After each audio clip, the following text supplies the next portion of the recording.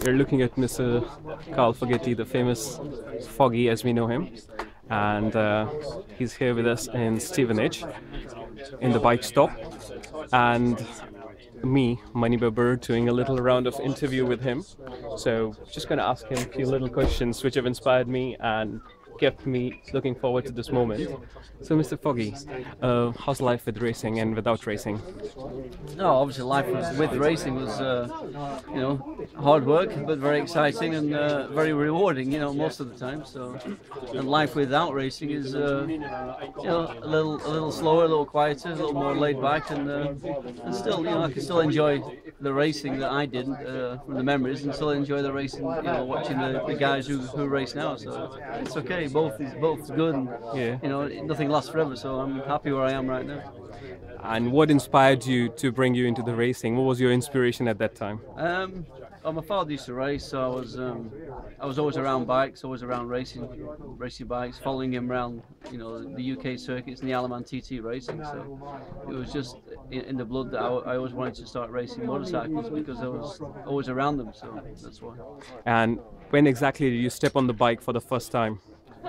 I was always riding bikes as a kid, around 10, 11 years old. Did a little bit of schoolboy motocross around 15, 16. And then road racing when I was 18 years old. So yeah, that was the first time on a road racing circuit, which was Alton Park and Aintree, were the two circuits near where I live. And then the first two times I rode a bike on a race circuit. So while racing, did you ever feel a moment where you felt maybe I'll quit? Did you ever had that moment? No, not really. I think I broke my leg for the second time really badly when I was 21, and it kind of crossed my mind a little bit then, thinking, I'm thinking I'm supposed to be world champion here, and I had it in my head, when I was a kid, I was going to be at school. But when you broke your leg for the second time, you're lying there thinking, oh my God, maybe this is not going to happen. But once the pain's gone away, once you're all healed up and stuff, obviously the success came, and it came very quickly after that. So I never really felt like giving up any time. Only the injury that forced me to retire in 2000 was the reason I had to retire. Otherwise, I would have raced probably for 2 or 3 maybe more years, I think. Very great. Did you ever feel while racing, I mean, we race tires to tires and just so close, did you ever feel that you had an incident or you came across so close to somebody shoulders to shoulders that you felt was over the limit?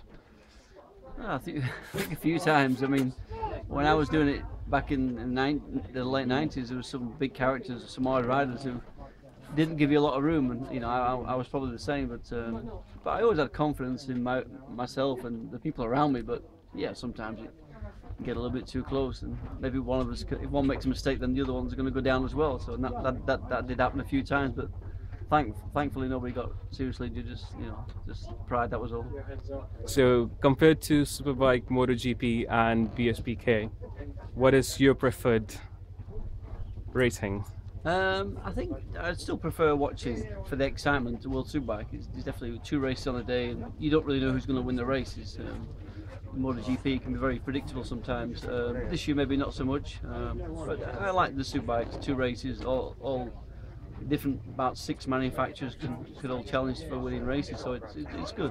People, the public like it as well because it's the bikes that they ride on the roads back home. Yeah. They can see them racing. So. Yeah.